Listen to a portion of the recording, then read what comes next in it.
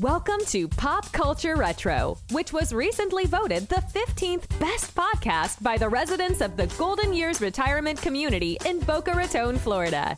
Each show, we'll revisit some of your favorite pop culture memories with insider and outsider perspectives. Now, please help me welcome your hosts, Ike Eisenmann and Jonathan Rosen. Hello, and welcome to another edition of Pop Culture Retro. I'm one of your hosts, Jonathan Rosen, along with Ike Eisenmann, and today we are thrilled to welcome someone who's been a professional writer for over 40 years. He's written for Dick Cavett and such shows as Simon and Simon, Murder, She Wrote, and Sliders. He's also the author of the fascinating memoir, Raised Eyebrows, My Years Inside Groucho's House. Please help us welcome Steve Stoliar. Steve, thanks so much for joining us.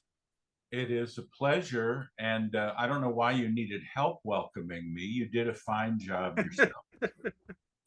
Well, just in case. Well, your book, Raised Eyebrows, I read it this week, is about your time spent with Groucho. You grew up a big Marx Brothers fan as well. And I know for me, there were certain movies that I watched with my dad, like the Marx Brothers, Hope and Crosby, Woody Allen. Were the Marx Brothers something that was passed on to you from your family, or was just you became a fan of theirs on your own?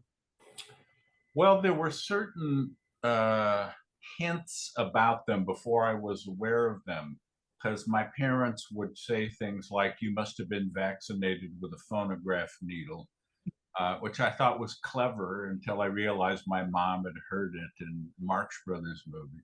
Also, I had an Uncle Joe, who was my mom's brother, who was a balding man with a gray mustache and glasses and smoked a cigar and wiggled his eyebrows and was funny. So when I was finally introduced to, You Bet Your Life, I kind of wondered why the host was imitating my Uncle Joe. I had, for the longest time, loved old movies. And that doesn't mean Titanic or Star Wars. That like from the 30s or silent movies. I enjoyed, Chaplin and Keaton and Lloyd and Laurel and Hardy. Mm-hmm. And it was in high school that I really became fully aware of the Marx Brothers and wondered where they'd been hiding all my life. And immediately set out to try to see as many of their movies as I could, which, they only made about a dozen. They weren't like Laurel and Hardy making dozens and dozens of shorts, silent and sound and feature films, or the Three Stooges making shorts for 25 years, cranking them out. There's only this precious dozen or so movies. And of course, back in the late 60s and early 70s, you couldn't take out a pocket device and punch in YouTube. You couldn't turn to Turner Classic Movies. You couldn't order off Amazon a box set or a DVD or a VHS or anything. You just had to be lucky if they were going to cycle through on TV late night. I would just will myself to stay awake past Carson and past the Tomorrow Show into the netherworld of local car commercials and just make myself stay awake. And I saw a lot of classic films that way. And then they would occasionally show up at revival houses in the city, but it wasn't really a popular thing. Revival houses with film festivals and all that. It really was a matter of like getting that week's TV guide and going through it and circling it and then slowly crossing it off the list. Yeah, but I was going to say the TV guide was the most valuable tool of the day because you could at least figure out beforehand when these films were going to be on. That was a big deal for me too. Sorry to interrupt you. That's okay. That's okay. Yeah, I mean, assuming that some of your viewers and listeners are Gen X and younger, it requires a little explaining now that everything is at everyone's fingertips all the time with no effort and often at no cost, that it was catch as catch can or can't back then. And of the Marx Brothers, Groucho was immediately my favorite. His sense of humor dovetailed perfectly with my affinity for wordplay, which again was more from my mother's side of the family than my father's, because my mom would tell me stories about her dad, who I never knew. He died before I was born, but he apparently had the driest imaginable sense of humor and was constantly fooling my grandmother by saying things. It's like they would be driving along and he would say, "Oh, that's where Henry's tailor shop is." And she would say, "You've heard of Henry's tailor shop?" "No." And he would say things like, "People are dying today who never died before." And, yeah, I'm sorry I never met him, but that gene was passed down to my mom, who also loved, rather than, my father's sense of humor was long stories that were rarely worth the journey. Oh no. Bernie goes into the delicatessen and says, "I want you to shorten these trousers." And the butcher says, "This isn't a tailor shop." So Bernie goes back the second, those kind of things that it's like, I like, get in, get the laugh, get out. One-liners, two-liners. And that's much closer to my mom's sense of humor and Groucho's sense of humor. People will ask me about, jokes that he told. And he really, in real life, he didn't really tend to say, two Irishmen walk into a bar. He didn't do that. He just said clever things, puns, double entendres, twisting clever things around. And some of that rubbed off on me, and some of that was there to begin with. Let's discuss the nature and nurture approach to comedy. That'll put them to sleep. But and Steve Allen had the same thing. That sort of, looking at a strange phrase and dissecting it, like, "You're more than welcome." How can you be more than welcome? I mean, you're either welcome or you're not welcome. Or, I would say, like, I did an interview with him once for a school project, and was asking him about who he liked in television. "Me." "Who do you like in this?" "Me." And I said, "What about movies?" And he said, "Movies? They're good. Yeah, they ought to make a lot of them." And or I was on early on. Aaron Fleming, the controversial actress that had become in charge of his life, suddenly put him on the phone, and I wasn't prepared for it. I said, "How's Groucho?" And she said, "Well, here, you can ask him." "Hello?" And I said, "Hi, Groucho, how are you doing?" "How am I doing what?" "How are you doing whatever you're doing?" "I'm telephoning. What are you doing?" I'm telephoning too. It certainly is a small world." "Yes, it is." "Well, I'll let you speak with Miss Fleming." So that thing about taking literally what someone says, or I would say there's an election around the corner. "Around which corner?" "You can't just say around the corner. It has to be a specific one." So that, it was an instant attraction. And I figured there was less than no chance I would ever be able to meet this man, because he was in his 80s and had some health problems, and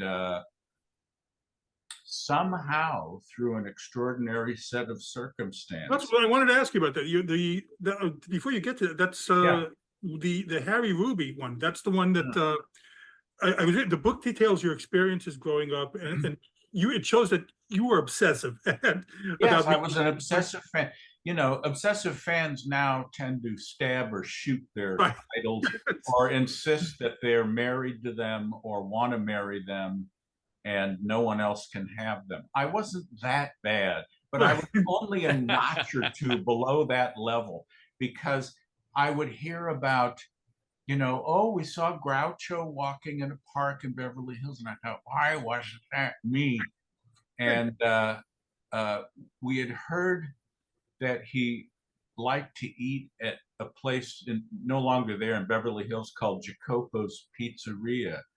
So my roommate and I went there one day, and we saw they had a Groucho special on the menu. But if you go to Cantor's, they've still got like an Eddie Cantor special decades after he died. So I said to the waitress, "You have a Groucho special on the menu, but I mean, does he really come in here?" And she said, "Oh yes, he was here.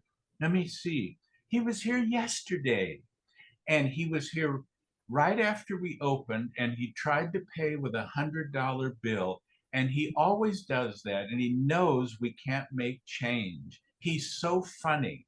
And I thought, why is this experience wasted on a pizzeria waitress? Why wasn't it me?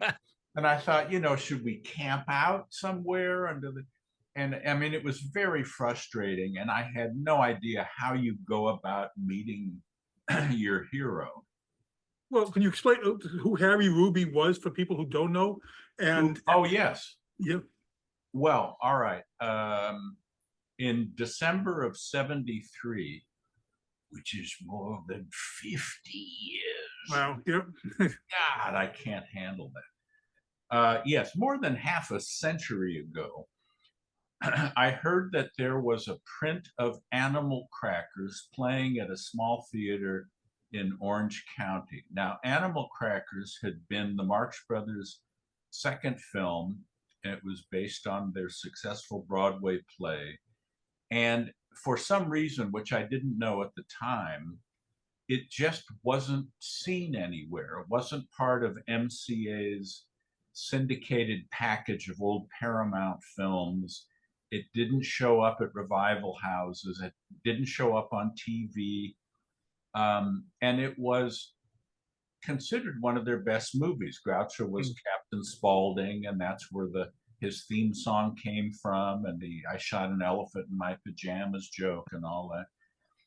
And so a bunch of friends and I piled into a car and drove down, and it was a horrible, doopy, bootleg, murky print. But it was Animal Crackers, and we were amazed to be seeing it. And I thought, in my innocence, I'd like to let Groucho Marx know that this is playing here, because maybe he hasn't seen it in years either. So I knew Groucho's phone number was not in the Beverly Hills phone book, no surprise. But having nosed around in it once, I knew that Harry Ruby's phone number was listed. Harry Ruby was one of Groucho's oldest friends, and he was a composer and screenwriter, comedy writer, that had worked on Animal Crackers and Horse Feathers, and he wrote "Everyone Says I Love You," and also "I Want to Be Loved by You," boop, boop, doop, and three little words. And I thought, I'm gonna see if I can tell Harry Ruby to tell Groucho about this screening. So I called the number, and he didn't answer, but a nurse answered. And because it was a nurse and not him, everything that happened after that happened. If he had answered the phone, there would have been no reason to take down my phone number to call me back, and my life would not have changed the way it did. So shortly after, Harry Ruby called me, and at the time it was the most exciting thing that ever happened to me, because this was 1 degree of separation. This was one of Groucho's closest friends since at least the 20s. I think they may have actually met in vaudeville before that. And I told him about it, and he said, "Well, I'll surely give Grouch the message." And I thought, oh my God, he's going to give. So on New Year's Day of 1974, I received a call from Aaron Fleming. And I knew, because of my obsession with Groucho, and reading the latest magazines and newspaper reports about Groucho, that she was this young, attractive woman that he was squiring around and was his companion. And again, one degree of separation. And instead of being grateful with the information, I ended up getting interrogated. How were they able to show it? It's illegal for them to be able to show it. Where did they get their print? How did you? And it's like, lady, I'm just trying to do a good deed here. And so we talked a while, and you know, it was kind of thrilling again because, wow, her picture and Groucho's were on the cover of Esquire a year earlier. And I said, while I have you on the phone, there's something I've been wondering about. Some of the books I've read say Groucho was born in 1895, and some say 1890. Which is it? And I hear, Groucho, when were you born? October 2nd, 1890. And she said, did you hear? And I said, yes. I was like, oh my God, he's sitting with her there. And she said that they had to leave because they were going to see Woody Allen's Sleeper. But she wanted to stay in touch because her original plan was she wanted to take me with her to Universal into MCA President Sidney Sheinberg's office and say, this young man and his friends drove all the way to Anaheim during a gas crisis to see this movie. There is an audience for it. Because as it turns out, what had happened was basically due to a clerical error, the rights to the film had expired without being renewed by Paramount and had reverted back to the writers and composers of the original play, George Kaufman, Maury Riskin, Harry Ruby, and Burt Kalmar. And so when the old Paramount films were sold to MCA Universal in the late 50s, it was included, but Universal didn't have the right to do anything with it unless they wanted to spend the money to untangle the legal knot. And their thinking was, I guess understandably, why spend good money on an old black and white Marx Brothers movie when we're spending money on big important films like Downhill Racer and Airport 74?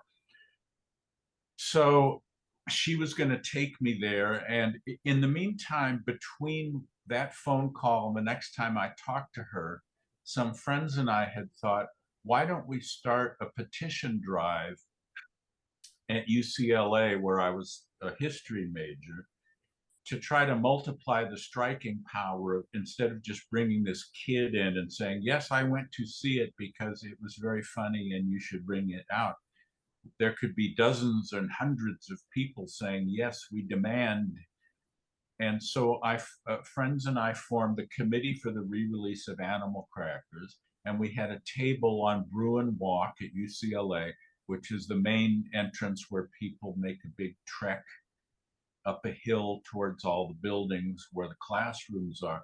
And that's also where all of the organizations that had causes had a table. So there was gay rights, there was ending the Vietnam War, Hare Krishnas, legalizing marijuana. Things don't change much over the decade. And then there was this table trying to get an old Marx Brothers movie off the shelf. And I arranged with Aaron Fleming for Groucho to come to UCLA one of the days we had our table. And she and Groucho's press agent let the press know. And there were dozens and dozens of tennis-shod, long-haired, t-shirted, blue-jeaned kids milling around because they had heard that Groucho Marx was going to be coming to school. And sure enough, they showed up, and there he was in his familiar beret and turtleneck. And I shook his hand and said, Groucho, I am very happy to be meeting you after all this time. It was an understatement. And he said, well, you should be. And Aaron said, this is Steve Stoliar. He's the one who is trying to get Animal Crackers re-released into theaters. And Groucho said, well, did you get it? And I said, not yet, but we're working on it. And he said, well, you better or I'll fire you. And I said, I didn't even realize I was working for you. How much are you paying me?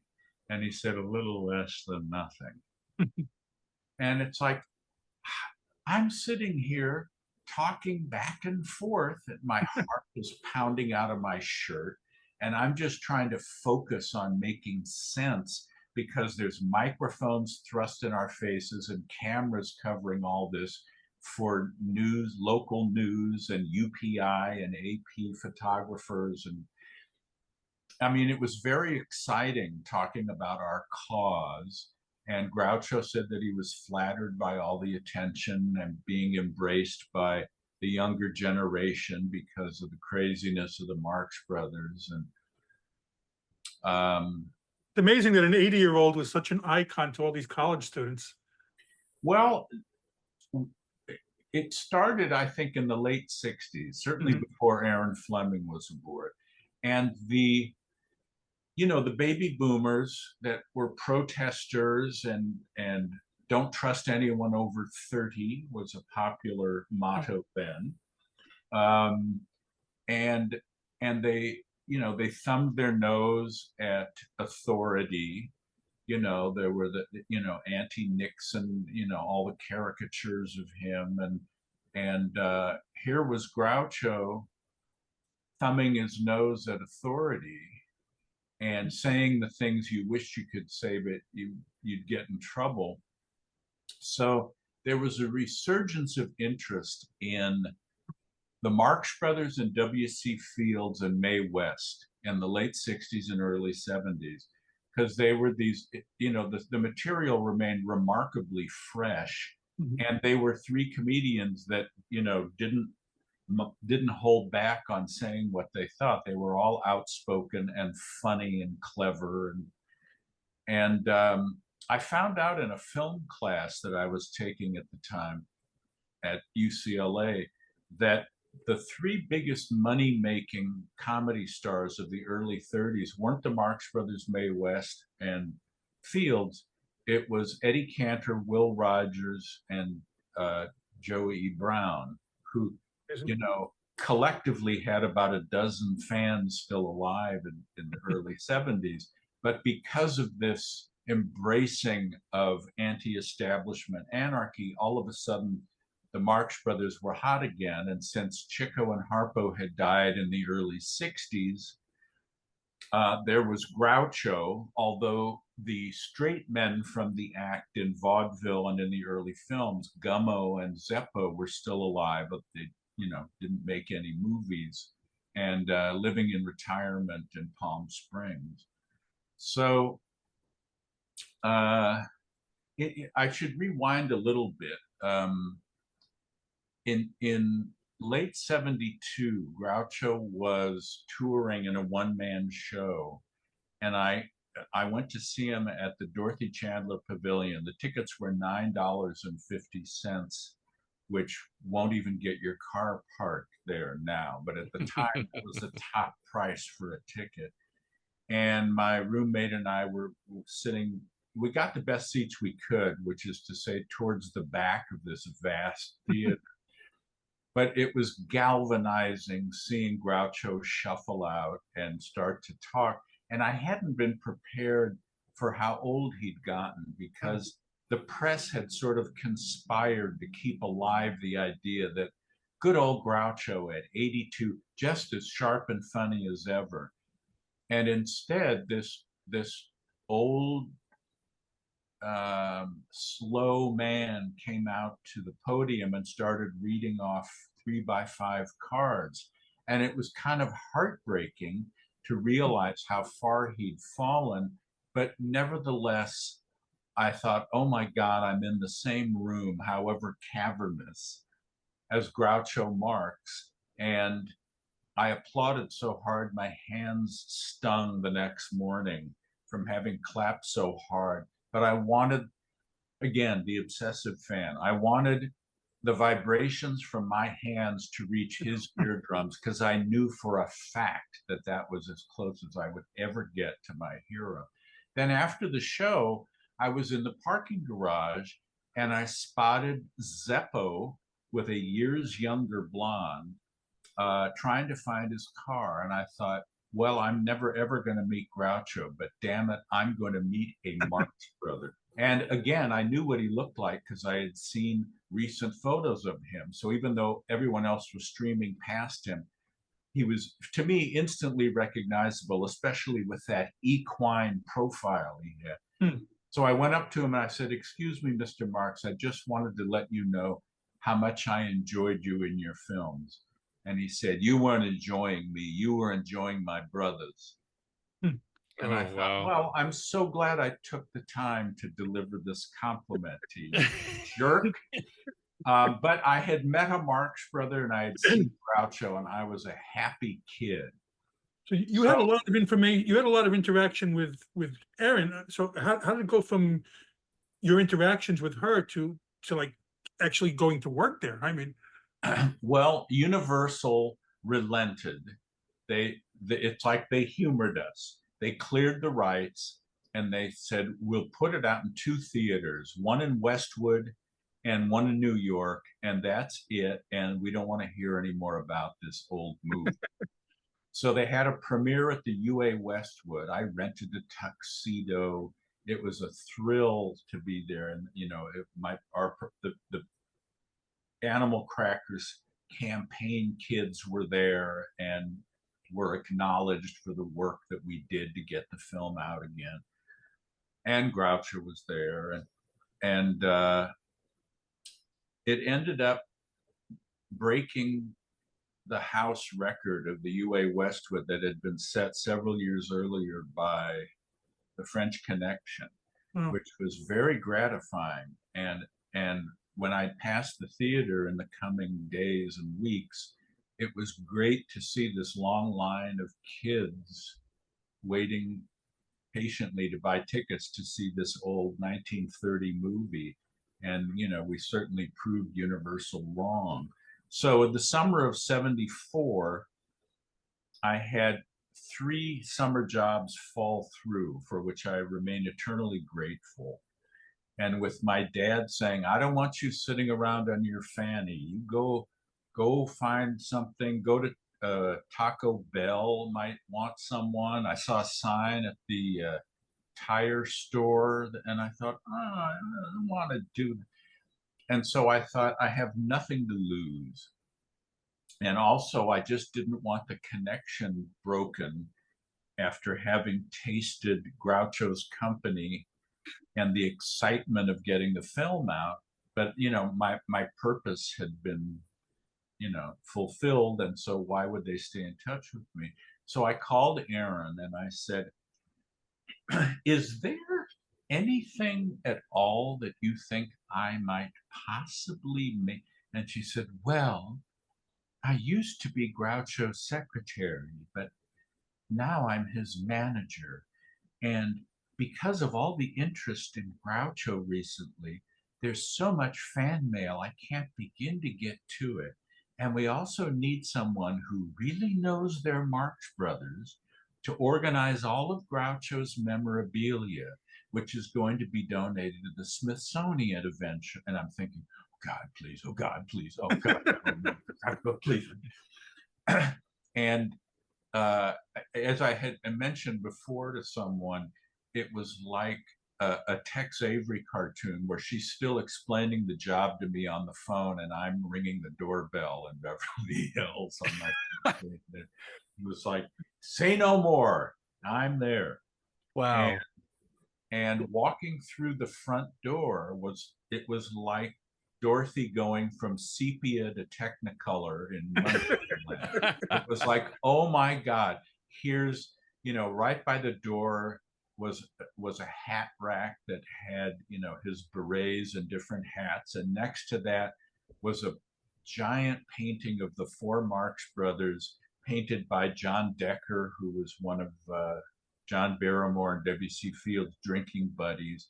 And Decker had made them look as if it had been done by like Van Dyck or Rembrandt. And the photos lining the walls of the Marx brothers as kids and out of makeup and with famous people, and letters from Irving Berlin and Harry Truman and Groucho's honorary Oscar, which he had only received a few months earlier. And just, it was, I couldn't believe I was being paid money to immerse myself in all this stuff.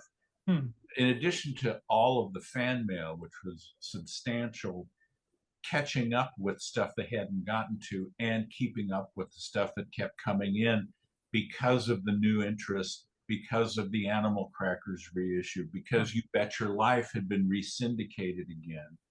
And, you know, Groucho got letters from people saying, I saw your show.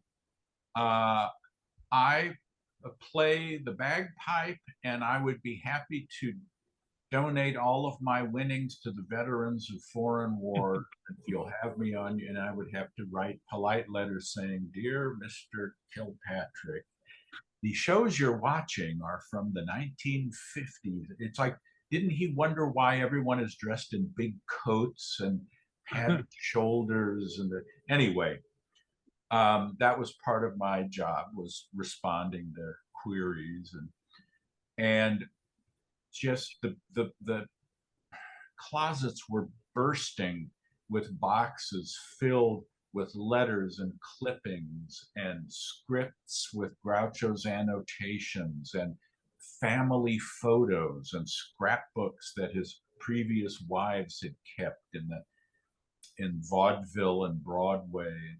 And I couldn't believe I was being paid to do this.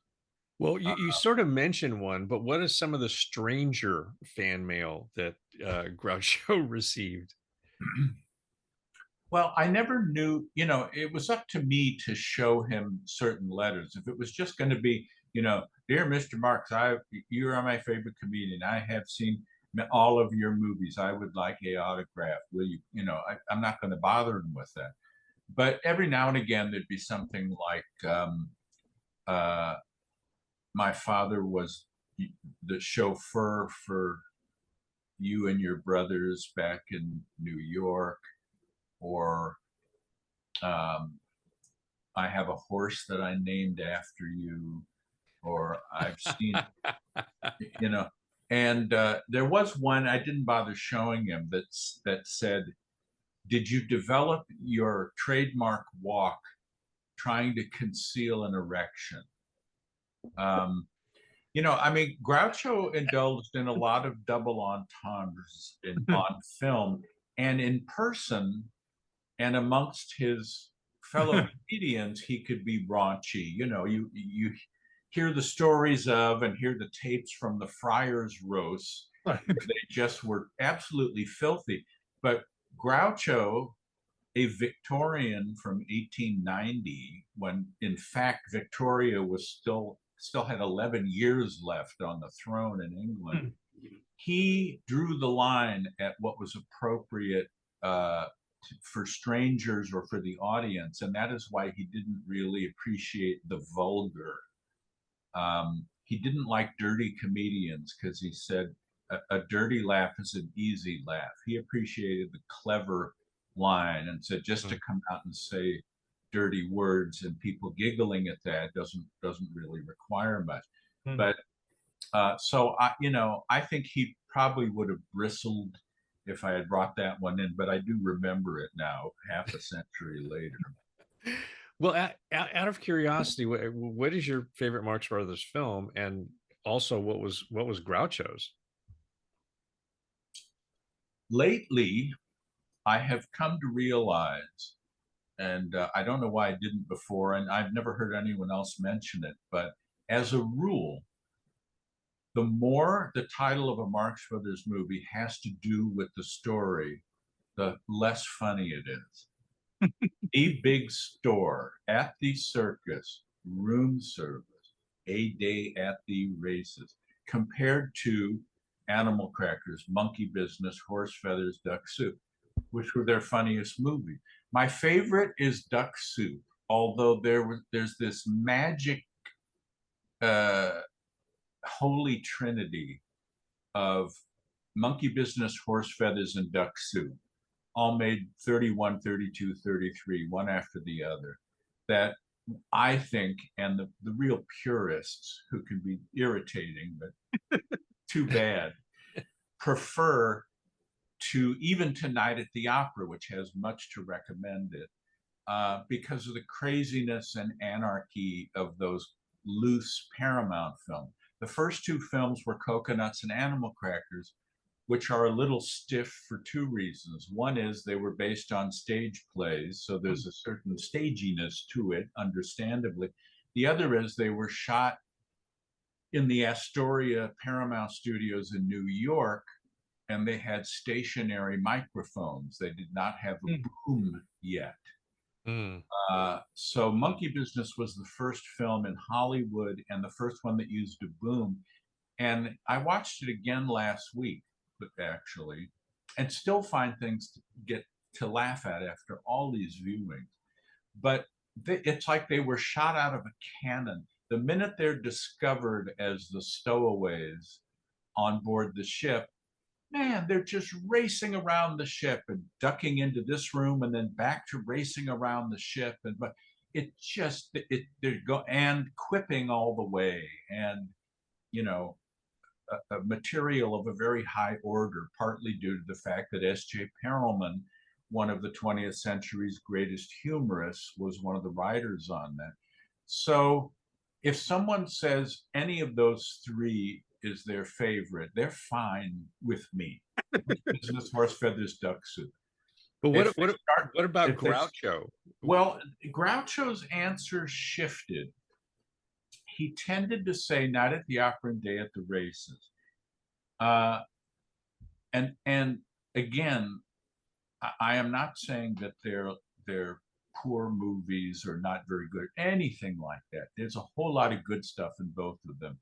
However, after their Paramount contract expired with Duck Soup, Irving Thalberg, the boy genius producer from MGM, said, I could make a picture with you boys that'll have half as many laughs and make twice as much money. And he was right on both counts, for better or for worse. His complaint was that in the Paramount films, there's so many jokes, people are still laughing and don't have a chance to hear the next joke. So he wanted to slow things down.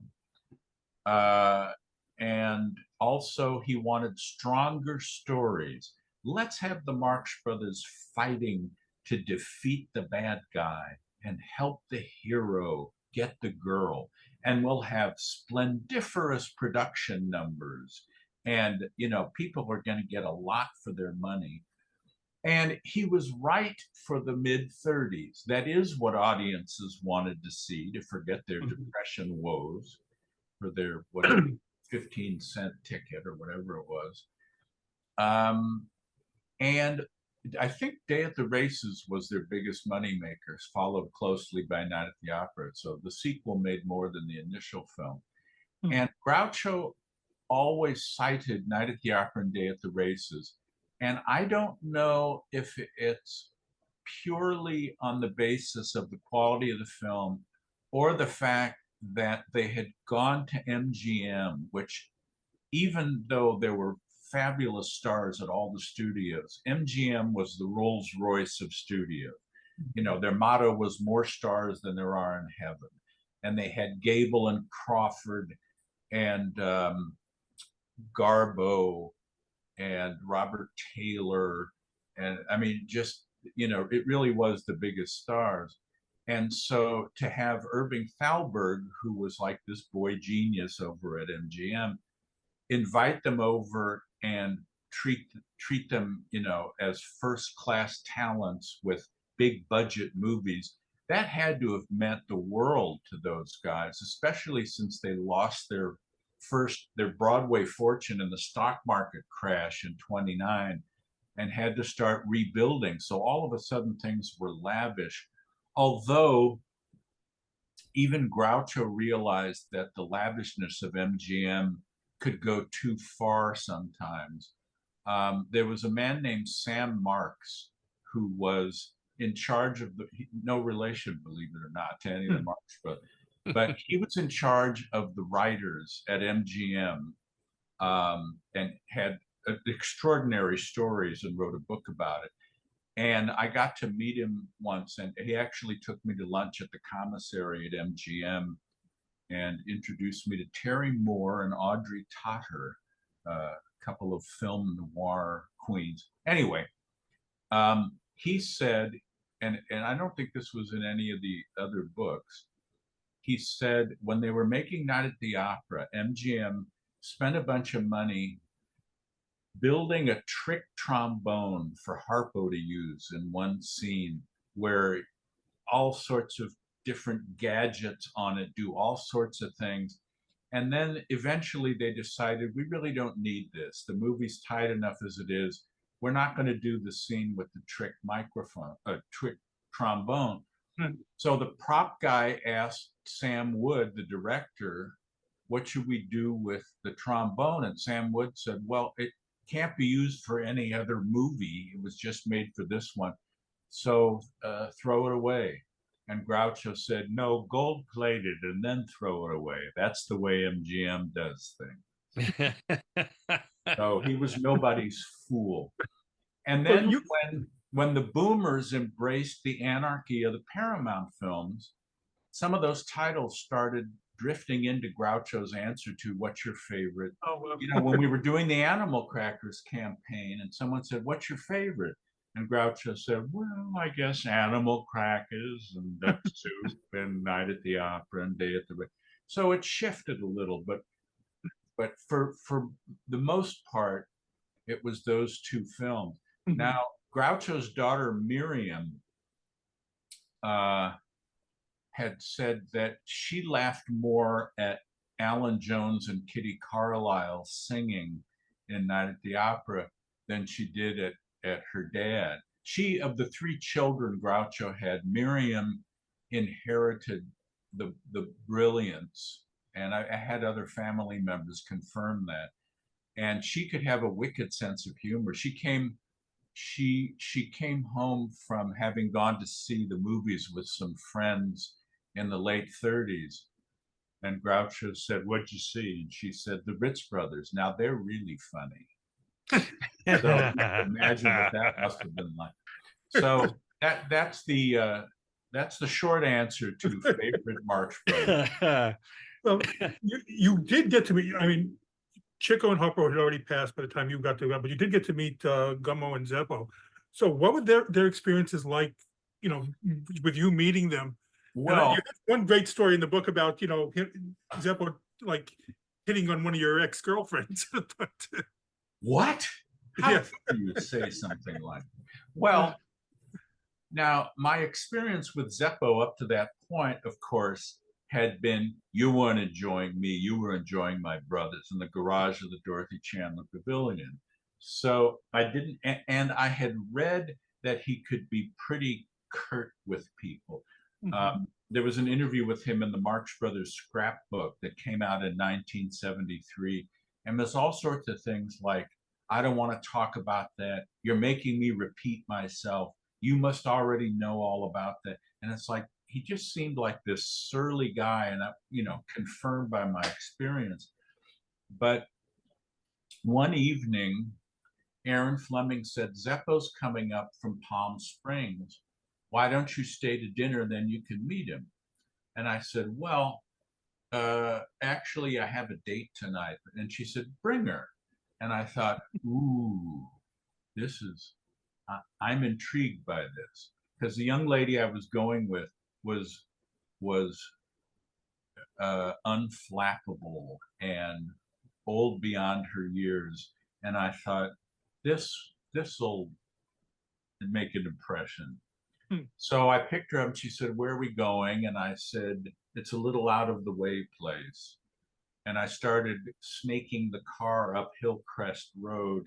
And she said, "I know where we're going and I don't want to do this." And I said, "Too bad." So Linda was her name.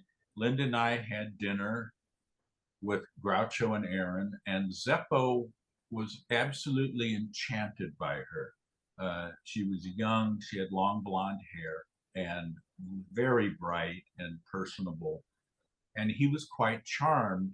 And, you know, he sort of picked up where Chico left off in terms of gambling and womanizing. And he was just coming off a divorce from his wife, Barbara, who dumped him to marry Frank Sinatra, and she became Barbara Sinatra.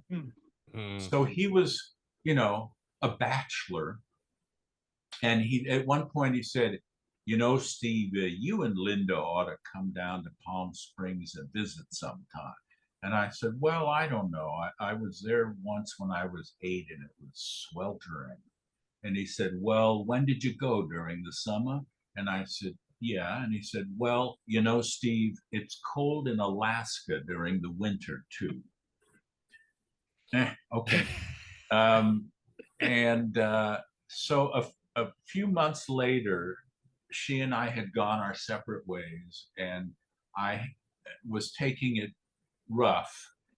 And I had just picked up a couple of photos showing Groucho and Zeppo, and I thought, "Oh, this is good. I could get them to sign it, and no one will wonder why Chico and Harpo didn't sign it, because they're the only ones in the picture." So I sent it to him in Palm Springs with a cover letter saying, "By the way, Linda and I broke up. And I know you've been around the block a few times. If you have any advice for the lovelorn." A couple of days later, the phone rings. "Steve Zeppo, Marx. Is this a bad time?" "No, no. What?" He said, "Listen, I got the photographs. God, I was good looking back then. Listen, I don't want to step on your toes, you understand, but do you think that Linda would go out with me?" And I thought, this is really weird. I mean, I'm asking for advice for the lovelorn, and he wants her number. And he said, "If this is at all awkward for you, the last thing I would want to do is hurt you." "No, no, no. She enjoyed meeting you." And I said, "Let me find out and get back to you." So I called Linda, and she too thought it was really odd, but again, she was intrigued at the idea of going on a date with one of the Marx brothers. I mean, just as an experience. She was 19, I was 20, he was 74. Oh my gosh. So they went out once. He took her to dinner in San Diego and then to attend a Highlight game in Tijuana. I guess that was his standard first date: dinner in San Diego, Highlight in Tijuana. And when I talked to him afterwards, he said, "Steve, I want you to know I never even kissed her goodnight. She was very nice, but all she did was talk about herself."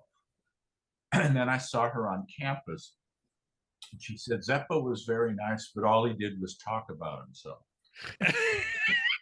And then whenever Zeppo would be up for either dinner or party at Groucho's or something, he would make a point of dragging someone over and introducing me and saying, "This is Steve. He's a very nice fella. He and I dated the same girl, but he got further with it than I did."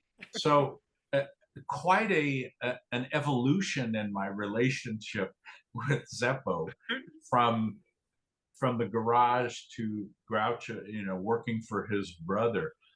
Gummo was very soft-spoken, but also had a sense of humor. Let's see. Groucho had a cook named Robin who was tall and slender and blonde.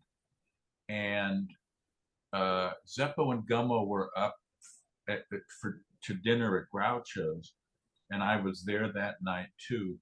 And Zeppo said, Robin said she'll marry me, but I think she's too tall for me. And Aaron said, what part of her do you want? And he said, I'll take as high up as I can reach. And then Gummo said, what do you want with her feet? That, it's a brilliant line. I mean, it's an absurd Marx Brothers line that he's so short that as high as he could reach up would be the top of her feet. So there's a Gummo anecdote, which are as rare as hen's teeth, but he was very pleasant. And I didn't have any, if pictures of him are not easy to come by. So I didn't have anything for him to sign apart from a 3x5 card. And so he signed it and handed it back to me and said, if my signature were at the bottom of a check, it might actually be worth something. So I met or knew 3 of the 5 Marx Brothers, which is not a bad batting average. No, not at all. No, man, not at all. So what surprising things did you learn about the Marx Brothers while you were working for Groucho? Well, one of the most surprising, I worked closely with a man named Hector Arce, who was Groucho's biographer. And he also worked with Groucho on a few books, The Groucho File, which is like a pictorial history of Groucho's life with Groucho doing the captions. And The Secret Word is Groucho, which was the backstage story of You Bet Your Life. And Hector and I interviewed all the staff of the show and some of the contestants, and that was a lot of fun. And in the course of putting together the Groucho File, we wanted to get a copy of Groucho's birth certificate just to establish once and for all October 2nd, 1890. So we got a photostat of it from the government. And I was looking it over, and it said number of, let me see. No, it said number of children 3 and number of previous children. I'm getting this wrong, but the point was it implied that there had been another brother before Chico and Harpo. And I thought it was just a mistake on the part of whoever filled out the thing. And I said to Hector that if I'm reading this right, the previous and current shouldn't be the same. So we went into Groucho's bedroom and we said, did your parents have a kid before Chico? And Groucho said, yes, his name was Manfred. He died when he was a few months old. Oh, wow. And I said, what did he die from? And Groucho said, old age. And in fact, so there was, when people say how many Marx Brothers were they, that ends up being an essay question. Because if they only have a cursory familiarity, they think 3. And if they've seen the movies, they think 4. And if they've really read up on it, they know that Gummo made it 5. But Manfred, and we would never have known what his personality would have been like as the oldest.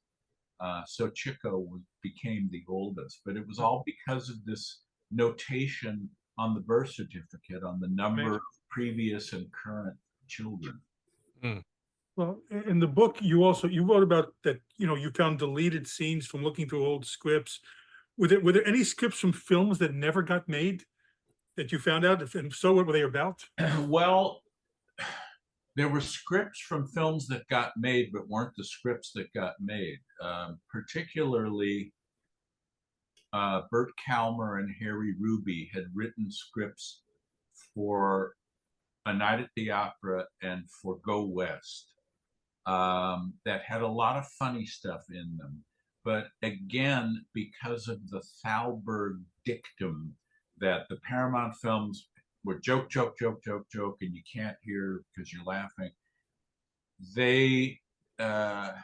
their scripts weren't used. Now, the Go West was written by Irving Brecker, who was a very nice man, a very good friend of Groucho's for many years, funny man, co-wrote Meet Me in St. Louis, was one of many writers on Wizard of Oz, started The Life of Riley on the radio and television. You know, he had credits.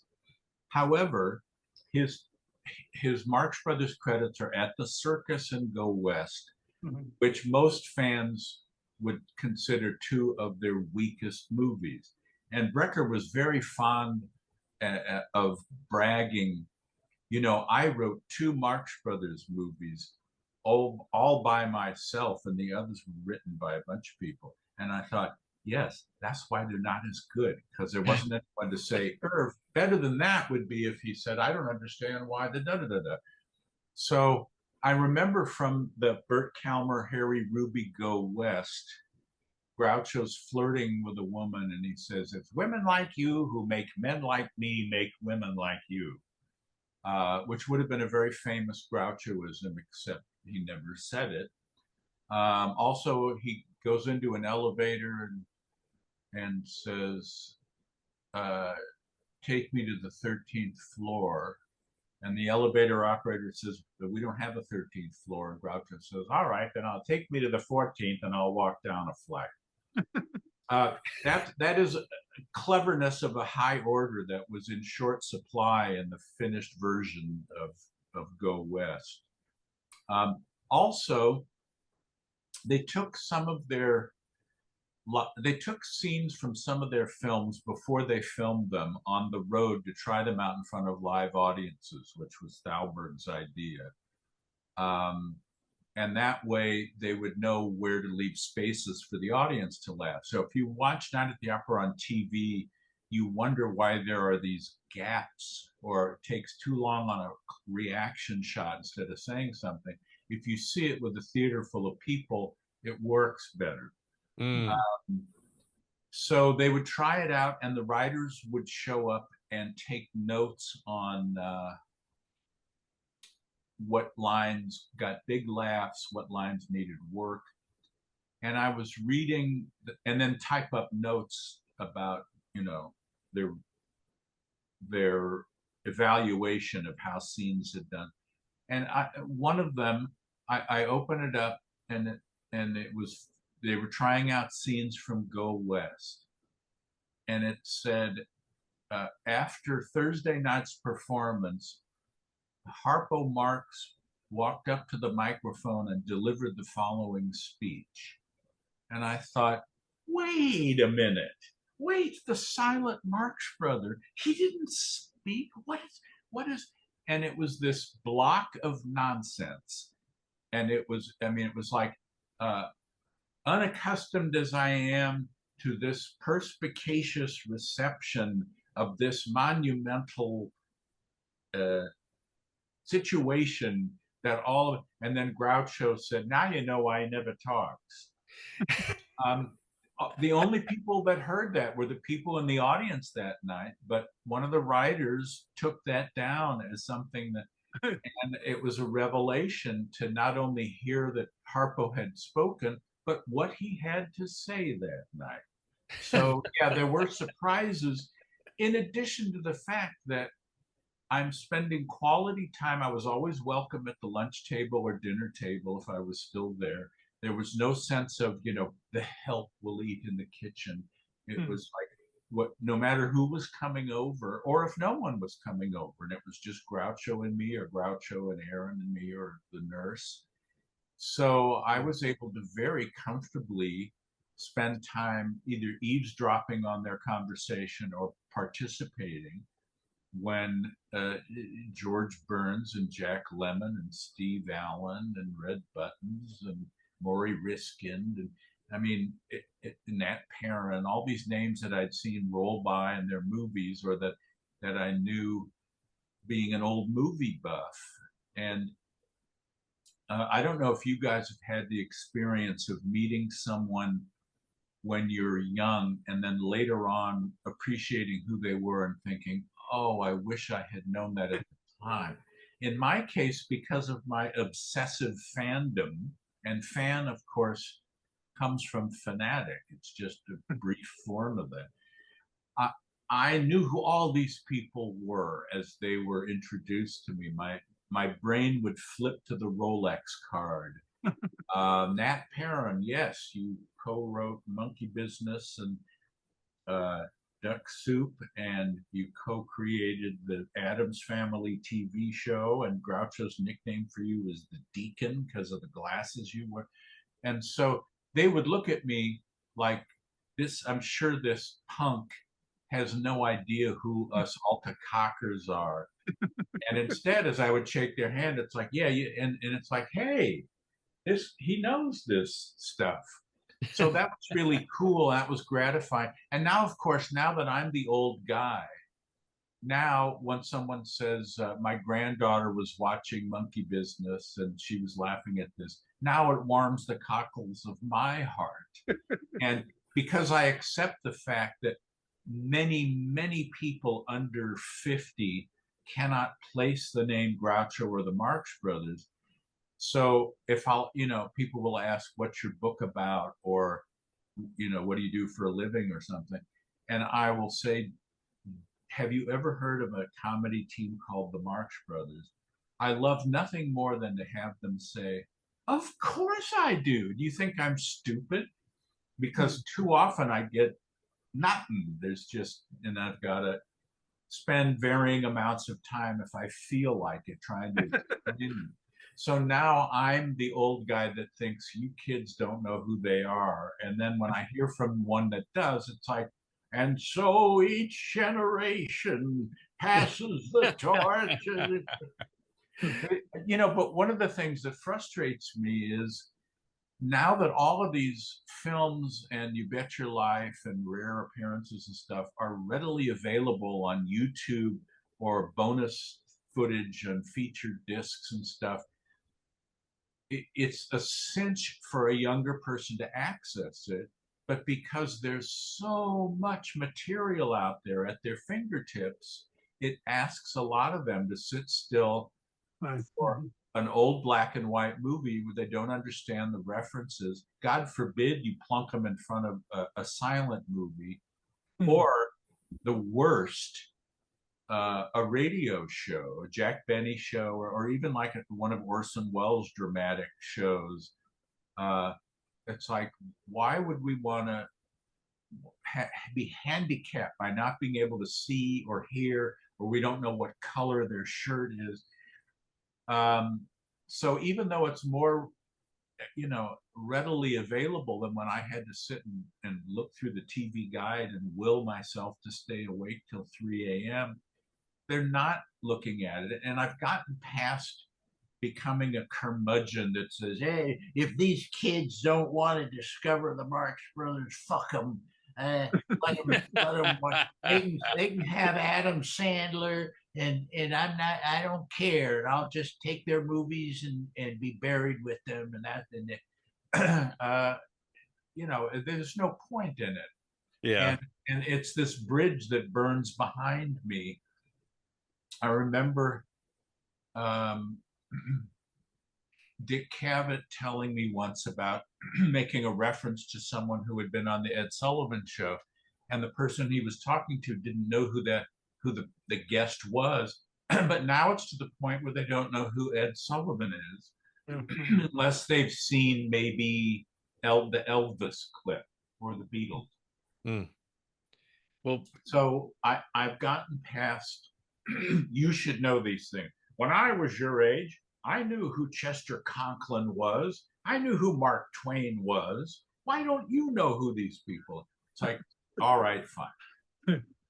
Well, back to Groucho. Yes, well, yes. He's still relevant to us.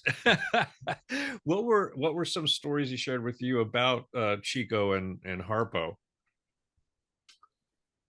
Harpo really did seem to play an appropriate instrument. No one has ever come up with any kind of slanderous or mean or petty thing.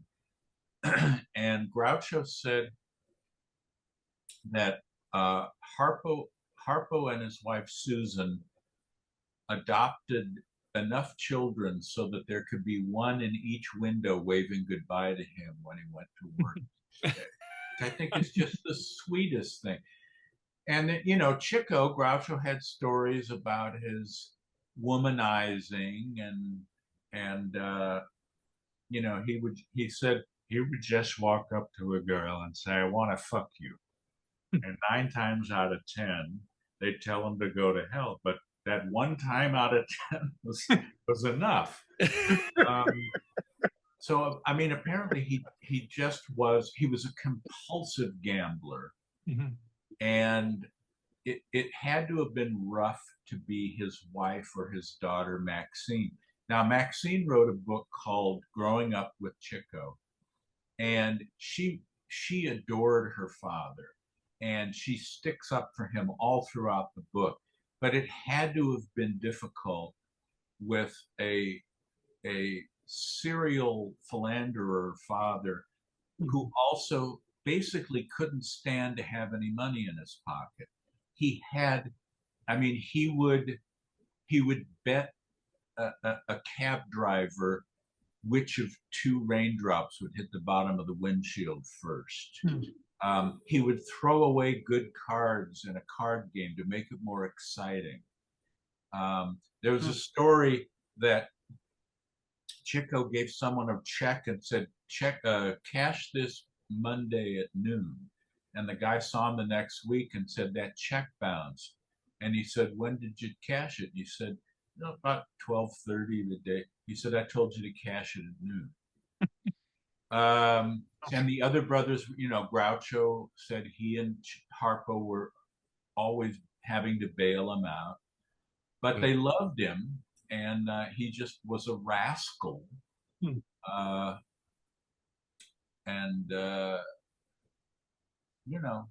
It was mostly I wanted to just quiz Groucho again because of my passion for history. Not only was he someone who was that same man with the black grease paint mustache whirling around Margaret Dumont, but he knew James Thurber and George Gershwin and Irving Berlin. And I mean, these giant figures from long ago that exist only in black and white in my mind. And then he was this, as I say, a man from 1890 whose firsthand memories went from before the Wright brothers to after the moon landings. And he would share stories that brought long ago times. The brothers were appearing, I think they were appearing in their first stage hit, I'll Say She Is.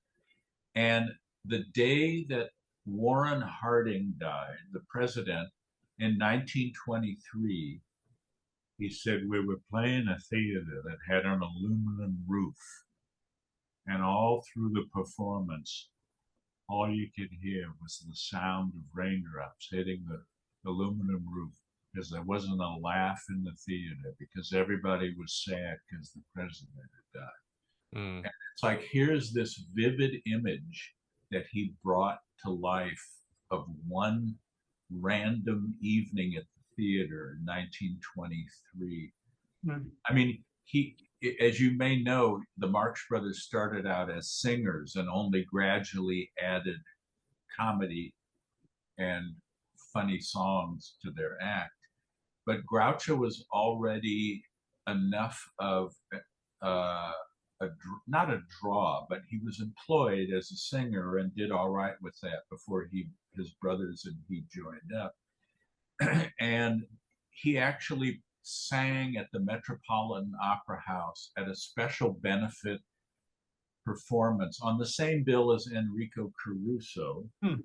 And the proceeds went to benefit the victims of the 1906 San Francisco earthquake. So he was this living link to this vast swath of American and world history, in addition to knowing all of these people on a first name basis. So it was a remarkable dream come true. In my case, literally, because I used to dream about meeting Groucho before I met him. And they would be vivid dreams, and I would ask him for a cigar and say something. And then as I would wake up, it would start to dissolve, and I'd think, damn, this, I was sure, it was tangible. It had to have been real, and it wasn't real. Mm. Well, knew, right. from the Dorothy Chandler, from the condition he was in, Sure. that I would never meet him. And then what I came to realize when I went to work for him was, despite the strokes and hardening of the arteries and, just being a 19th century man, or 18th, wait, 19th century man, there was much that was still there humor wise and wisdom wise. It was a lot easier for him to say things at the lunch table than with a spotlight on him when thousands of people hanging on his every word. So, and then I would run into the next room and scribble things down that he said. And those are included in my book, and that would otherwise have just been, lost to the ages, because that just was, and it was so heartwarming when you would say something to him and he would twist it and hand it back to you, just as he would have, I mentioned in the book that he even though he was semi-retired, he still kept up with what was happening in Hollywood and with his peers, and so he always looked forward to getting the Hollywood trade papers in the mail. And when the mail would arrive, I would go through it and then bring him the things that I figured he'd want to see. And one day he said, "Wonderful mail you brought me, nothing but requests for money." And I said, "But you got a variety, didn't you?" "Yes, a variety of requests for money." Which, he would have said that at any point in his life. Or he got a tin of candied almonds for Christmas one year from Fred Allen's widow, Portland Hoffa. And as he walked past my room, my office room at his house, he said, "By the way, send a thank you, send one of the Christmas cards to Fred Allen's widow." And I said, "Don't you want to say anything personal?" And he said, "Well, tell her thanks for the nuts. Hope you're the same." So, it's like, that's just how he expressed himself.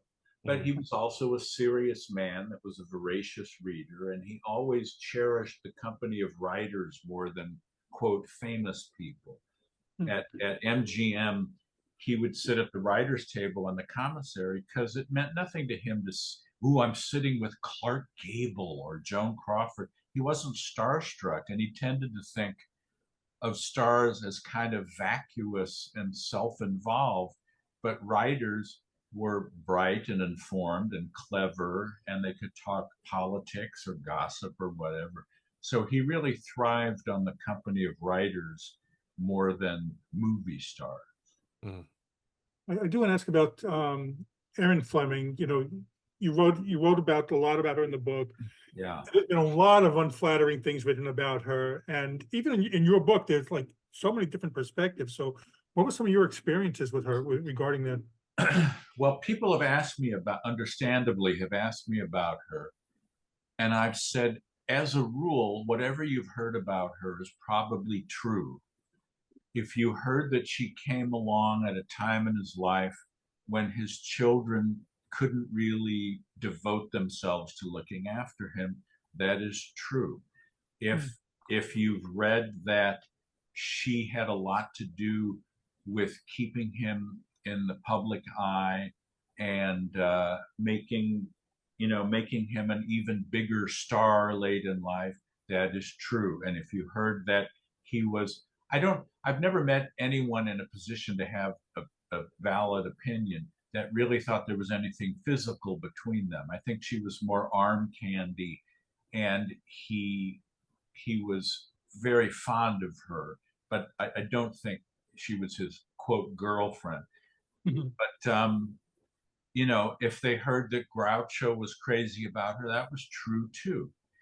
If they heard that she had a volatile temper and could run hot and cold, that was true. If they heard that she would scream at Groucho that caused his blood pressure to shoot dangerously high, that was true. If they heard that she just refused to cope with his mortality, thinking that if she yelled and shook him, she could keep the rust away and somehow triumph over the fact that he was a man in his late 80s with a bad heart and bad circulation, and so it was a real challenge. I had never dealt with anyone that had a really volatile personality before. I grew up in a very middle of the road household where there weren't dirty words.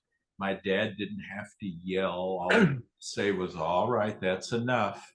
And that tone of voice was enough to let me know.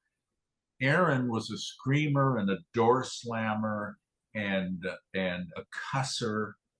And I came to find out later on that she was diagnosed as a paranoid schizophrenic, which does not mean split personality. The schism is between her reality and everyone else's reality. So she did feel like people were out to get her. Occasionally they were, but sometimes we'd think, oh God, if Erin finds out about this, she's going to have a shit fit. And we would tell her and she would go, oh yes, that's just Sydney. And then other times we'd think something was completely innocuous and it became Cruella de Vil, hiring and firing. One day at lunch, Groucho turned to her and said, "What's the matter? Aren't you feeling well today?" And she said, "Yes, why? You haven't fired anyone." So he knew on some level. And, those of us in the household cared about Groucho, and it hurt to see her being at least verbally and emotionally abusive, screaming at him. He'd have a coughing fit and she would scream at him to stop it. She couldn't stand that sound. Stop it, Methuselah. And it's like, he's not coughing on purpose. He had a slight stroke on her birthday one year, and she accused him of doing it on purpose to keep the spotlight on him. I mean, she was a threat to his health, and yet we also wondered if somehow subtracting her from the equation wouldn't be harder on him than keeping it as it is, because if you just grab the syringe away from the junkie and say, deal with it, the shock can kill them. And Groucho was old and frail and had grown, as he grew weaker, he grew more dependent on her decision making, and it was as I mentioned in the book, there was a French writer named André Gide who said the color of truth is gray. And as I've gotten older, which I clearly have, I find that it's really, really true. Things are very rarely up or down. People are very rarely heroic or all villainous. There's, and also, if you're writing a screenplay, the best characters are the heroes with flaws and the villains that have some charm to them, like Professor Moriarty to Sherlock Holmes, this refined, well-mannered fellow. And so Aaron is a complex figure. And I'll run into people who will say, I hope when I'm his age, I find someone like that. And I sit them down and I explain why they are wrong about it. And then the people who say, she was just horrible. She was just evil and was just the worst thing. And then I bolster the other side and say, however, where was Arthur? Where was Miriam? Where was Melinda? His last wife had left him, and he was just rattling around in his big house in Beverly Hills. And she picked him up and dusted him off and put him out there, which many of his close friends held against her because it exposed him to the harsh scrutiny of seeing how old and frail he'd gotten, but he loved an audience. He loved to sing. He loved, at his parties, he would sing. As long as someone could play the piano, he was happy to sing. I remember he sang for a reporter that came to interview him, and the reporter said, "Where'd you learn to sing?" And Groucho said, "I've been singing all my life." "Where'd you learn to write?" Or maybe you haven't. They didn't call him Groucho for nothing. Oh man. Well, what were Groucho's last months like? Again, a bifurcation in my answer. In one sense, they were smooth because Aaron was no longer in charge of him. There had been a court case over conservatorship between Aaron and then his son Arthur and his side. And it had come out that I was going to say, if you put this in a movie, no one would believe it, except we're putting it in the movie because there is going to be a film version of my book with Geoffrey Rush as Groucho. But I digress. Oh, Oh wow. my gosh. Oh my gosh. Aaron in her paranoia hired two private detectives to scan the house because she was certain that Arthur Marx had bugged the house to get information on her, which was rubbish. But she hired these guys to do a thorough job inside and outside. So they came back and they found absolutely nothing, but they did find a baggie with empty syringes and some pills in the storm drain in front of Groucho's house. And they said, "What should we do with this?" And she said, "Bury it in the backyard, of course." And they thought, I don't feel comfortable doing that. So instead, they went to the police, who launched an investigation that led to headlines.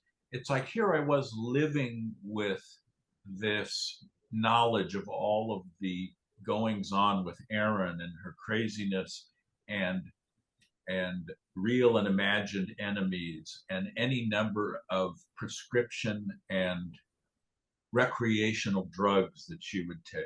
And now I'm picking up the LA Times and reading, "Nurse accuses Groucho companion of drugging and abuse."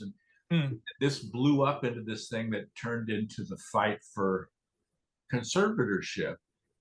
So temporarily, the judge appointed Nat Perrin, who was, again, one of Groucho's old writers and oldest friends, who also had a law degree. And both sides thought that that was very fair because he didn't seem biased in either direction. And he brought order to the chaos of the household. And actually, on weekends, he appointed me to stay at the house sort of as a traffic cop to the factions, the Aaron and her group of friends, and Arthur and his group of friends, excuse me, and when they would come by to visit, so they didn't bump into each other because there was so much acrimony. So his last months were relatively tranquil because there were people in charge that were rational and looking out for his best interest. However, my hero was fading out down the hall, and there had been so many false alarms, Groucho having a stroke or his blood pressure or something like that. And I would think, that's it. The coach turns back into a pumpkin, the horses turn back into mice, and I've had a remarkable few months or year and a half. And he kept beating death and bouncing back. And finally, it's just like the spiral was slowly going down.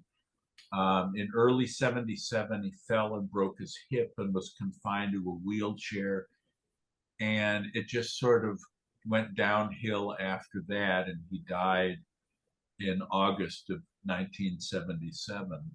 And, you know, there was a certain sense of he's better off now. But the greedy kid in me was mourning also the loss of this astonishing ride that I'd been on for 3 years.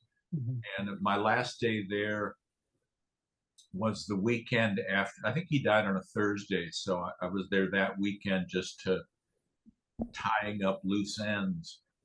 And I remember the phone rang, and it was Betty Comden, who was half of the writing team of Comden and Green that wrote the screenplays for Singing in the Rain and Bandwagon, and she was a longtime friend of Groucho. And she didn't know me I was just the guy that answered the phone. And she said, "Is Aaron there?" And I said, "No." She said, "Is Arthur there?" And I said, "No." And she said, "I don't know who to console." And I said, "I guess we should console ourselves." Which is, I mean, it was the best I could think of, but in retrospect was essentially true. There had been such polarization, and, you know, which side are you on and which side are you on? And Groucho had bowed out. And so each of us was left with his or her own feelings and memories. And it's like, don't waste them on a crazy woman and a son who had big ups and downs with his father his whole life. Was Groucho aware? I mean, I No. Obviously he was, but of his place in film history. I mean, was he cognizant of that? I thought you were going to ask if he was aware of the turmoil, which mercifully we were able to keep from him. Oh. He had a healthy opinion of himself, which is fine. One of the things I admired most about him was his generosity when it came to jokes, because there is a very strong gravitational pull when you hear a funny line of just sort of acquiring it and using it as if you had come up with it. It's very tempting, and comedians often steal from each other.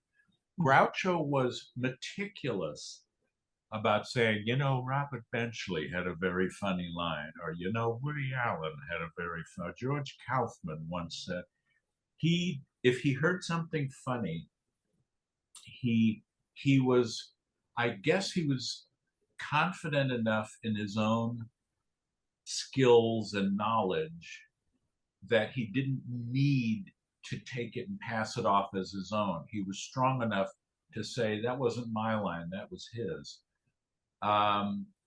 He appreciated all of the adoration of the young people. I don't think he saw himself in the perspective of, you know, film history or comedy history. I don't think he looked at it that way. But it meant a lot to him that he was hot again after all this time. When we were at UCLA that first time and the reporters were asking him questions, one reporter said, "What do you think of all of the adulation of the younger generation?" And Groucho said, "Well, I'm flattered by it. Last Halloween, 3 kids came to the door dressed as Groucho, Harpo, and Chico. And I said, what did you give them?" And he said, "I sent for the police." No. There you have it. Actually, are you still in contact with anyone from the Marx family, or no? I'm in very sporadic touch with Groucho's grandson, Andy, and also Harpo's son, Bill, who's a great guy, great piano player. You'd think, oh, well, he must have inherited it, but all of Harpo's children were adopted. So it was nurture, not nature, I guess. And there's still a couple people from the household that I've stayed in touch with. But, you know, it occurs to me, as I rocket towards 70, which blows what's left of my mind, that I am one of the vestiges of that time. I mean, it just as I treasured Groucho telling me firsthand stories about things that happened at the turn of the century, people's jaw drop when I talk about knowing or meeting these people from, you know, vaudeville and radio, and early motion pictures, and that I could say that I knew Groucho Marx. It wasn't like I had a selfie taken with him, although I did, but it wasn't a selfie. It was, you know, he was, I won't go so far as to say we were friends, because I think that overstates it. But I was more than just an employee. I would say he was fond of me like a nephew, and he appreciated that I appreciated him and his world. One time he called me into his bedroom and he handed me a 20, and he said, "Go down to Tower Records and buy me some records. You know what I like." And I thought, oh, that's so gratifying. He knows that I know what he likes. He didn't have to explain to this kid.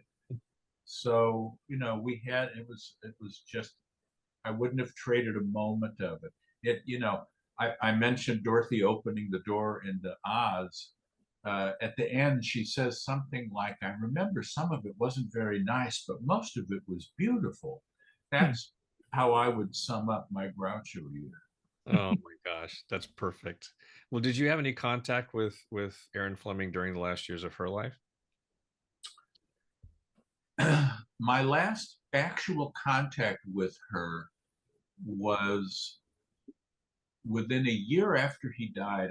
I got a job working in the steno pool at Universal, on typing on a Selectric 2, which was state of the art. Had liftoff tape. You didn't have to use whiteout. Anyway, from 11 to 8, typing up Kojaks and Columbos and Rockford Files and $6 Million Man. And a woman from a magazine had interviewed me about Groucho's final years. And as I tried to do with the book, I neither crucified anyone, nor did I pull punches. I just tried to tell the truth. And I got a call from Erin, and it was the first time I had heard that voice in about a year. And she said, "I understand that you spoke with a woman about a magazine article, and you said some things about me," which is true. And she said, "I think what you should do is call her up and tell her that you may have been mistaken." And it's one of those things. It's like, one of the reasons it's so hard to get Trump is because he would talk like a mob boss and say, "You'll take care of that, won't you?" And mob bosses don't say, "Please take him out into a field and pull out a gun and shoot him in the back of the head." They say, "Take care of that problem." And it was like a bad movie. Erin Fleming saying, "I think you," and then she said, "It would be a shame to ruin your life and career at this point over something like this." And it was like, if you saw a transcript of that, at no point was it a threat, but it sure. And then she said, "I know Groucho would want that." And I thought, that decides it. I'm sticking to my guns. I'm not taking back anything. How dare you drag his body out of the crypt and prop it up and say, "See, he says you shouldn't say things." And that was the last time I heard. Now, my book, Raised Eyebrows, initially came out in 1996. And I had been waiting to hear what her response was to it, because even though I say a lot of, half the people say you were too rough on her, and half say you went too easy on her. So I guess I hit the right balance. But I thought, what is she going to do when she reads my detailed description of her descent into madness and the abusive things and all that? And finally, years later, I talked to someone who had remained in sporadic touch with her, and she'd been in and out of psych units at hospitals. She'd lost a case that the Bank of America had brought against her, that she had finagled Groucho out of money and gifts, and the jury foreperson said that she was her own worst enemy in her testimony, but she was broke and couldn't pay any of it back. She really was, down and out in Beverly Hills, essentially. People would see her on the street with a shopping cart. I mean, it really was a hard fall for her. And now I forgot the point I was in the midst of making.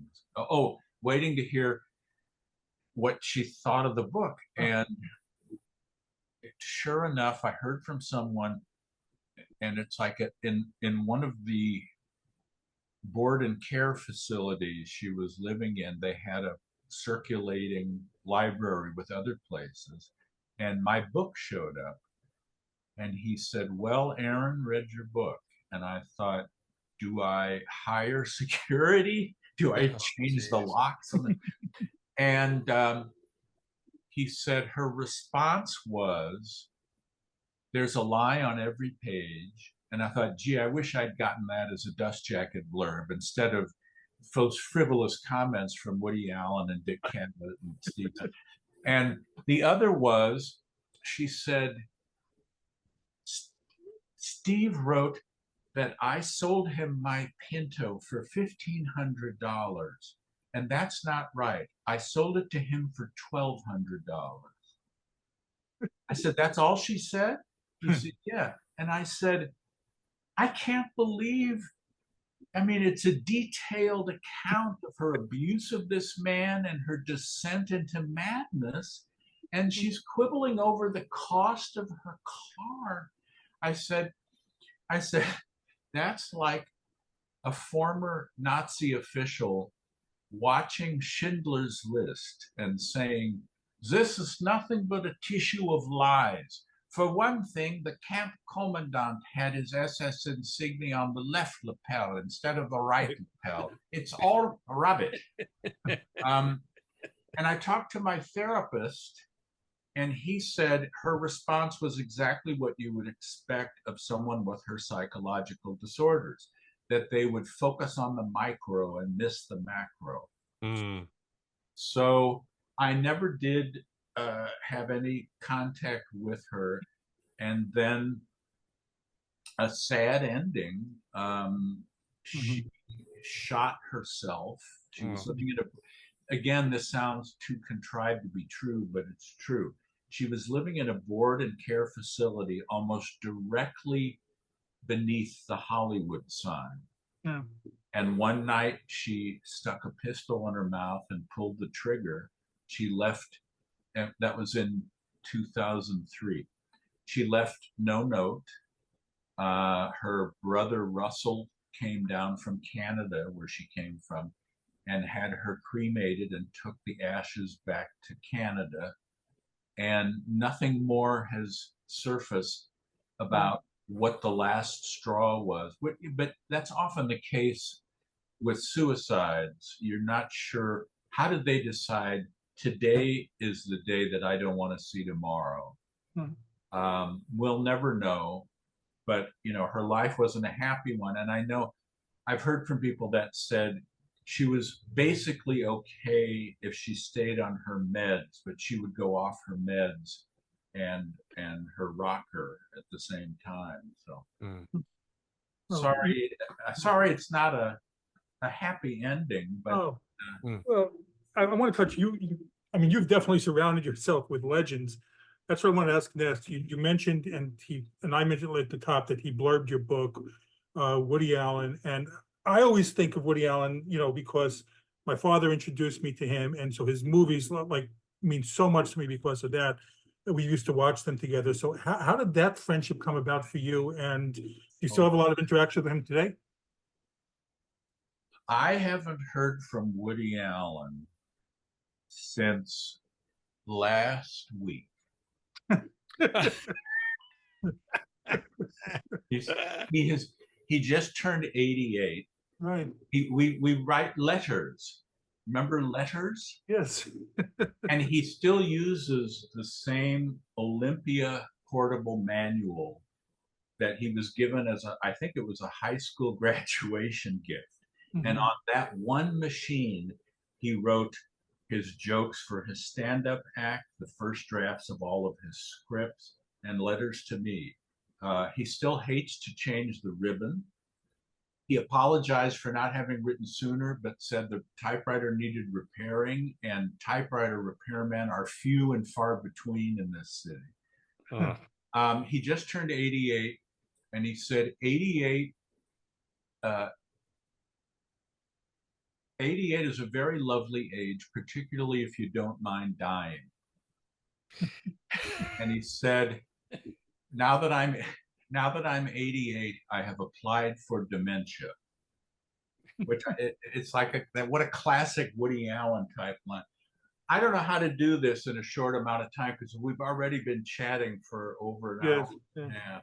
But in shorthand, and here's where you should get out your umbrella. I'm going to drop names all over the place.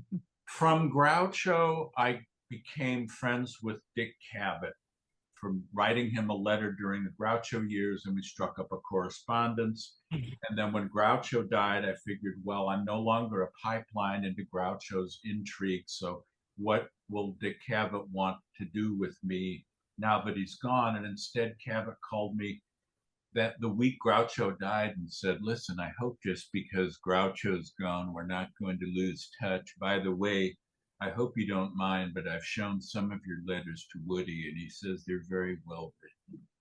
So I emptied the urine out of my shoes after that phone call.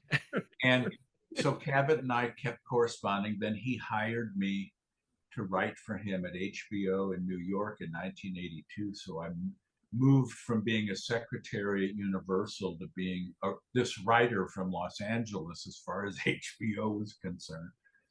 And lived in New York for 2.5 years and just completely devoured the Manhattan experience. I loved it. Ever since working for Groucho, I was crazy about the whole Algonquin Round Table Broadway literary witty critic thing. And spent all sorts of quality time with Cavett bumming around town and all this. And I knew he had been friends with Woody since the early 60s. And I had not been pushing to meet Woody because, as usual, I felt there's nothing I can say that he would care about or hasn't heard 100 times.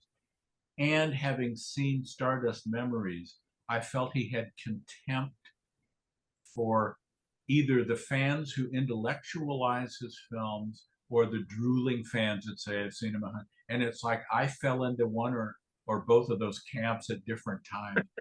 And so I never, he would say, Woody and I went for a walk in Central Park, and I never would say, can I go next time? And then one day, Cavett called me and he said, I just discovered that Woody is shooting his new movie in a building around the corner from my apartment. So I thought if you came over, you could just sort of happen upon him and then you could meet him. And I said, and he won't mind? He said, oh, I didn't say that. He may very well say, really, Dickie, I wish you hadn't. So I thought, well, this is great. I've been afraid of meeting him all this time, and now you're saying he may not like it. So I went over and we went in, and it was one of those buildings that doubled as apartments and offices. And we went up to a floor that was a suite of medical offices. And we walked through the reception area, and there's equipment and lights and people with clipboards and so on. And then, and it sounds like I'm exaggerating, but I'm not. There was a long hallway that had examination rooms left and right. And at the furthest end, one of the doors was open, and out of that door was a bright light emulating. It sounds like something, again, out of The Wizard of Oz. Like there was a glow, and Cavett said, "Stay here, let me check it out." So he goes walking down, and he's standing in the hallway looking into the room where the bright light is. And then the light goes out, and Woody Allen and Mia Farrow walk out of the room and start talking to Cavett. And I'm thinking, wow, Woody Allen and Mia Farrow and Dick Cavett are talking. And then at one point, I see Cavett talk to them and then point in my direction. And I did the me. Yeah. And Woody, again, he knew who I was because I was the guy, Cavett's friend that had worked for Groucho. And the conversation between the four of us was notable for being unremarkable. It was actually very comfortable. There was nothing momentous said. I had just seen Manhattan on TV and was talking about the widescreen versus pan and scan letterbox. And I had just seen Zelig, that was his then current film. And he said, you know, I wrote a letter to Greta Garbo asking if she would be one of the on-camera interviewees about Zelig. And I knew it was a long shot, but I said, we can shoot it wherever you want, whenever you want. You can have complete control over what you say. I'll show it to you when we're done, and if you don't like it, we'll throw it away. I'll show you the film after we're done, and if you don't like the clip, I'll take it out, all on your terms. He said, I never heard back. And Cavett said, well, did you send it to 459 East 53rd Street? And he said, yeah. And I said, you probably put the wrong apartment number on. And he said, that was probably, it's like, oh, well, you said Greta Garbo 2B and she's in 2C. So, you know, we have no idea where to deliver this. And the movie was a little something called Hannah and Her Sisters. And it's the scene where in a flashback, he and Mia go to a doctor's office and are told they can't have children. He's wearing a bowling shirt. And the bowling shirt had the name of the bowling alley. It had, on the back of it, it had, like bowling shirts have, an advertisement for some company and the phone number. And I said, was that made for the film? He said, no, they found this at a thrift shop. And I said, you know, that the phone number isn't 555. There's a real phone number on the back, and now people are going to call it when they see the movie. And he kind of thought like, oh, I hadn't thought of that. Oh, no. But now when I see that movie, I can see the day I met him, because it was just a brief scene in that. And then work dried up in New York, and I got an offer to work on as a writer on a TV show in LA. So I moved back, but I struck up a correspondence with Woody, and we're still, I mean, it's been decades, and he has been so supportive. The blurb on the book wasn't even something I sought. He wanted to read the manuscript ahead of time, and I sent it, and he sent me this just astonishing letter saying it's written with real wit. You should be proud. It's bursting with live anecdotes that are funny and interesting and fascinating insight into the family dynamics. And it's one of the best books about a show business icon I've ever read.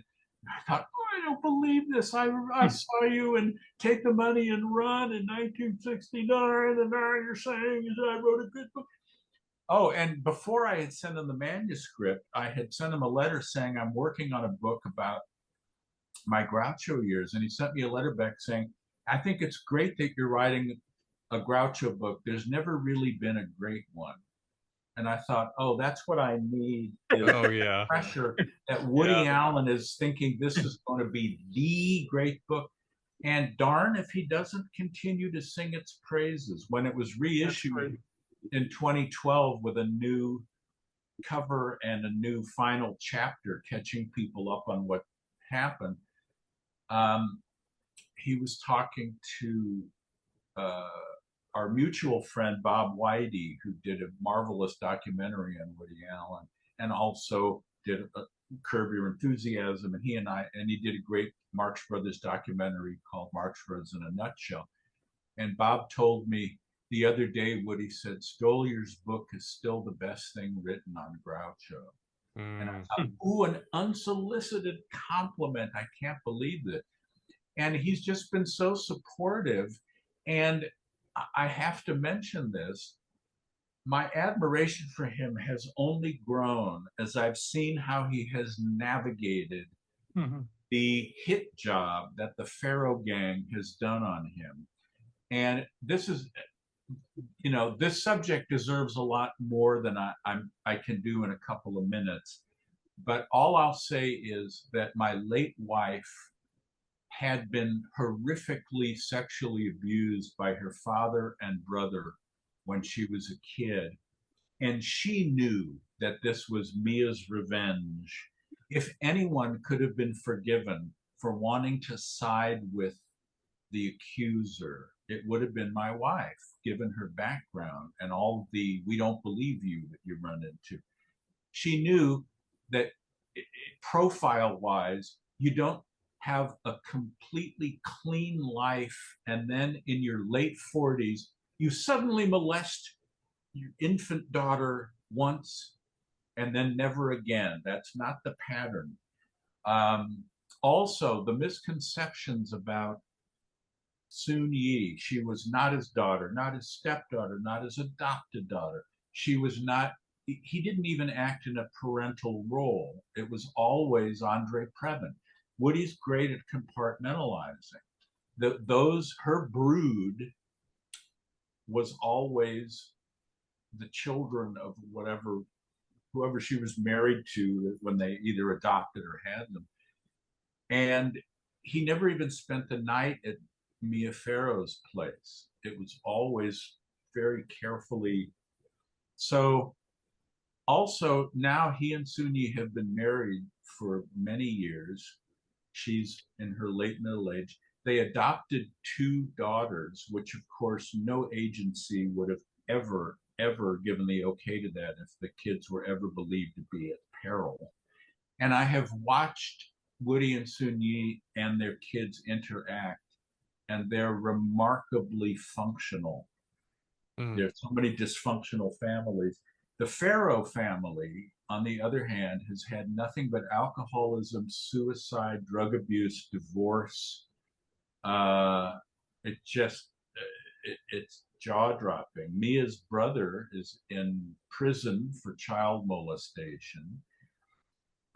She actually brainwashed poor little Dylan into believing that the molestation happened. And I suspect Dylan now would pass a lie detector test because it has been so deeply ingrained in her. And it's sad because Mia is the abuser. She sacrificed her daughter because Woody stole Soon-Yi, even though they're happily married. And Soon-Yi literally credits Woody with saving her life by getting her out of the compound, the Pharaoh atmosphere, because her step sisters and brothers, there was drug addiction, there was suicide, profound depression. I mean, Mia was ruled with an iron fist. There was an obsession with pleasing her. It's a terrible portrait. And it's, Woody said his ace in the hole is knowing that he's innocent. To me, that would be the worst part, because life would be this Kafkaesque nightmare of being punished for something you didn't do. Mm. I would want to stop people on the street and say, hi, you don't know me, but let me explain something that happened. My ex-girlfriend has been wreaking vengeance on me without any grounds for it, and you need to understand the circumstances of this, the A, B, C, D, E. But for him, it's like he compared it to Trumpers saying they will never accept that the election wasn't stolen. Oh. He said Well, no amount of incontrovertible evidence will ever convince the people that believe he's a child molester that he isn't. And it has, you know, Mia has succeeded in arbuckling him in terms of America and Hollywood. But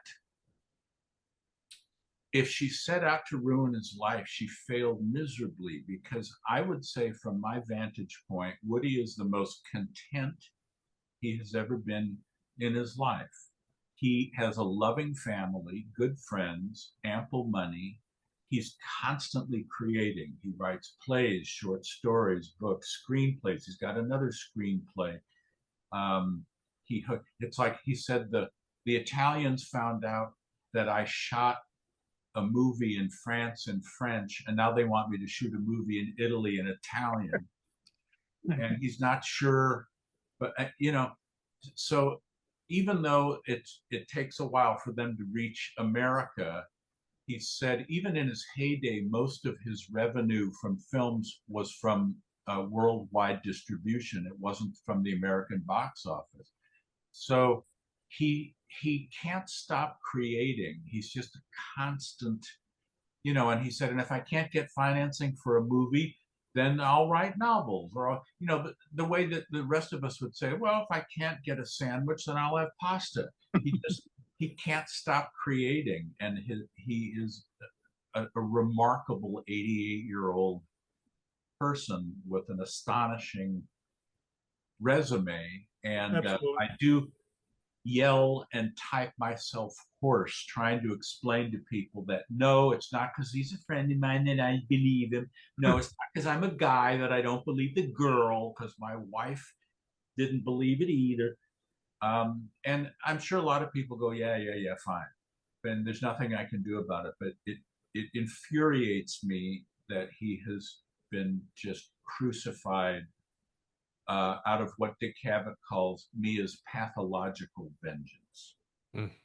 Like I said, I'm always have a soft spot, just because it means so much, because I grew up watching it with my dad, so I'll always associate with that, with Woody Allen's movies, that time spent together. So before we let you go, I want to know what you're working on next. My focus, my main focus, is on the film, because no pun intended. And when's that coming out? Do you know? Well, we haven't shot it yet. It's always important to, you may want to write this down. It's always important to make the film before releasing it. Got it. Okay. I mean, there's surprise endings, but that's, anyway, we hope to film it this year. I wrote the initial draft, and then it has been co-written and will be directed by a wonderful guy called Oren Moverman, who's an Oscar-nominated writer and director, and we are literally on the same page. At no point did he say, hey, you know what would be great is if Groucho dreams he's on Venus. It's like he has remained true to the book, and script revisions always get run past me first, and I actually send him notes. It's been a very rare experience for the writer of the initial work to be respected like that, instead of just, here, Sonny, here's some money, we'll invite you and a friend to the premiere. And so I'm co-exec producing, and I'm very much in the loop. And so, you know, at some point, if all of our ducks are lined up, Wyatt Duck, correctly, I will be standing on a stage watching a reenactment of an important, vital part of my life, watching people play people I knew, and someone playing me at 20, which is, whatever meta means, that's the ultimate. Watching a movie that's based on part of your life, of a book you wrote and a script you wrote, with people playing people you knew, including someone playing you. It's a mirror within a mirror within a mirror. I should also say that Amazon has the Kindle and audiobook versions of Raised Eyebrows. And Yes. big surprise, I did the audiobook and all the voices. Oh, Or well, your Groucho's fantastic. I'll say that. Oh yeah, I mean, I was gonna say it's No, the amazing. Kids usually stop me on the street and demand that I do my S.J. Perelman impression. That's the one that always gets them. Anyway, if they want to get a signed, personalized copy, you can order one from me at my website, which is Steve Stoliar, STOLIAR.com, and I will be happy to sign and send it in your general direction. Well, that was 2 hours. Yeah. Well, thank you so much. It was such a treat to get to talk to you and hear all your stories. Like I said, I love the book. I read it this week. And I definitely recommend everyone getting it, because it was just so, I was so engrossed. I was telling Ike beforehand, I was just kept pouring through it. So, I know there's 2 compliments I love getting. One is, I hate you, because I would have hated me too if I'd heard there was this guy that got to work. The other is, you owe me 8 hours of sleep, because I kept saying, I'll just read to this part, and then now I want to see what happens. And I have the chapters in sort of bite size. yes. You know, I hate it when it's like, how many more pages to the end of this chapter? 2, 4, 6, 8, 10. Oh shit. But in mine, they're sort of chopped up conveniently and logically, so you can just, it's like, all right, I'll do 2 more, and then before they know it, they're in the index. So, Well, the Okay, book guys. is, again, Raised Eyebrows. And again, Steve, thank you so much. Really, it's such a treat, such a pleasure.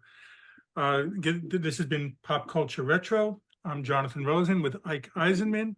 Again, a very special thanks to Steve Stoliar. And please like, comment, and subscribe. Thank you for listening to Pop Culture Retro, where no one was hurt during the making of this podcast.